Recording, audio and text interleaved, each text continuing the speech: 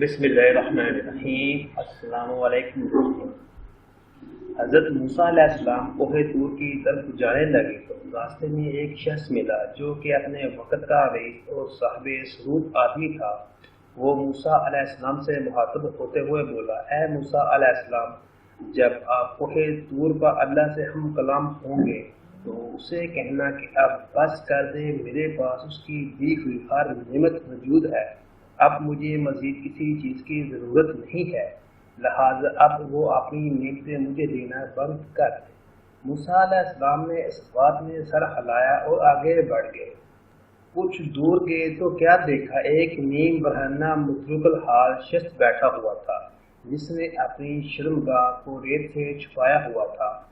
وہ موسیٰ علیہ السلام سے مخاطب ہوا، اے موسیٰ علیہ السلام، اللہ سے کہنا میری طرف بھی کوئی نظر رحمت کرے، دیکھو میں کس حال میں بیٹھا ہوں، نہ تن پر کپڑا ہے نہ جسم میں کوئی نوالا، زیر آسمان بیٹھتا ہوں اور سکون نام کی کوئی چیز میری زندگی میں نہیں ہے۔ آپ علیہ السلام نے اس کی بات بھی سنی اور کوہ طور کی طرف روانہ ہو گئے۔ وہاں آپ علیہ السلام اللہ سے ہم کلام ہوئے تو اللہ نے کہا، اے موسیٰ، وہ رئیس شخص تمہیں ملا تھا، اسے کہنا میرا شکر ادا کرنا چھوڑ دے تو میں بھی اپنی نعمتوں کے در اس پر بند کر دوں گا، اور وہ جو مترک الحال شخص ملا تھا اسے کہنا میرا شکر ادا کرنا شروع کر دے تو اس کی زندگی بھی میری نعمتوں سے پرسکون ہو جائے گی۔ موسیٰ علیہ السلام کوہ طور سے واپس آئے اور پہلے شخص کو اللہ تعالیٰ کا پیغام دیا کہ تم اللہ کا شکر ادا کرنا چھوڑ دو، اللہ بھی تمہیں نعمتیں دینا بند کر دے گا۔